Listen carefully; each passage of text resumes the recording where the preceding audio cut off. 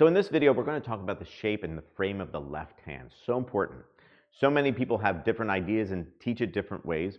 I teach it different ways, and I don't think that there's necessarily one way to do it, but I do think that there are certain ways to do it that make it better and make it more sort of efficient. First, let's just talk about what dictates the shape of your hand. A lot of it has to do with the length of your fingers. For example, my fingers are very, very even, okay? My pinky is almost as long as my, other three fingers. You can see it kind of goes up to the last sort of joint in my third finger. Some folks have pinkies that are down here and kind of barely get as high as their third finger. So this is something to very much take into consideration when talking about shape of the frame of the left hand. For someone like myself, I try to keep the knuckles relatively parallel to the fingerboard. Of course, not perfectly parallel. That kind of looks silly. It looks almost like I'm playing a cello or bass. It's actually just a little bit less than parallel, but I really feel that the fingers are kind of going into the string at the same angle, okay?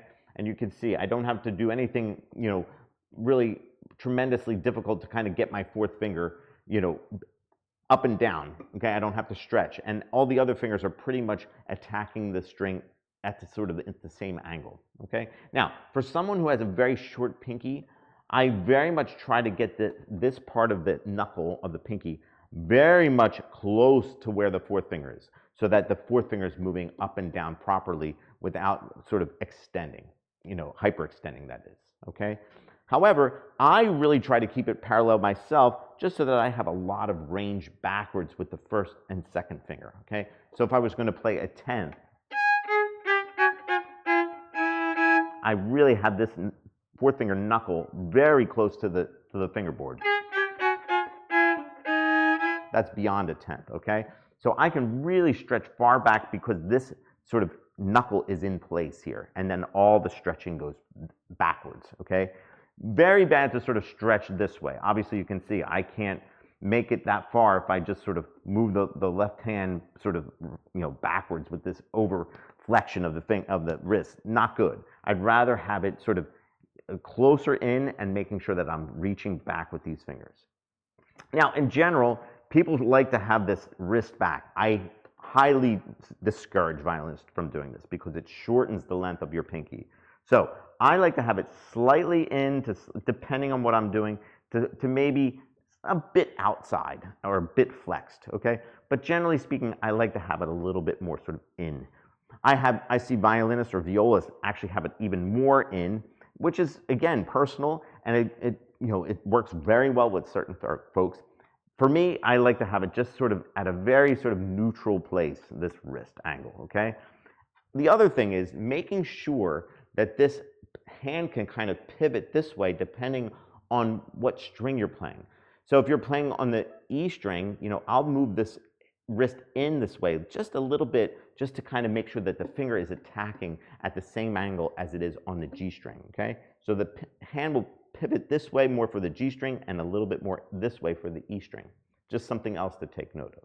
As I go into the higher positions, again, I'm trying to make sure that the angle of attack of the fingers is consistent. So what I try to suggest to my students is making sure that the hand sort of elevates a little bit, okay, and goes a little bit higher, as you can see, this way. Just again, to keep these fingers moving into the fingerboard at a very, very consistent angle. Something else to consider. Last thing I'll mention is the thumb. I like to have my thumb opposite the first and second finger. Some people have it back here, some people have it up here. That's personal, but it definitely influences the shape of your hand. For me, like I say, I try to keep it neutral and try and keep it right between those first two fingers. That really keeps it, again, very, very sort of consistent, okay? And again, I like to keep this shape constant as I go up and down the fingerboard, okay? When I go to third position, I hit the heel of the hand, and then I start to work around the body of the violin, okay? I try never to stay away from the body of the violin. Again, I see violinists playing third position with their hand far away. That to me is very unnatural. It's better to have this touch point of the heel of the hand. So of course, there's lots of things to talk about. Please post some comments. This is a very interesting topic as far as I'm concerned. I could go on and on about this, but I try to keep these videos short. But let me know if you have any kind of thoughts or any kind of questions. Love to hear from you.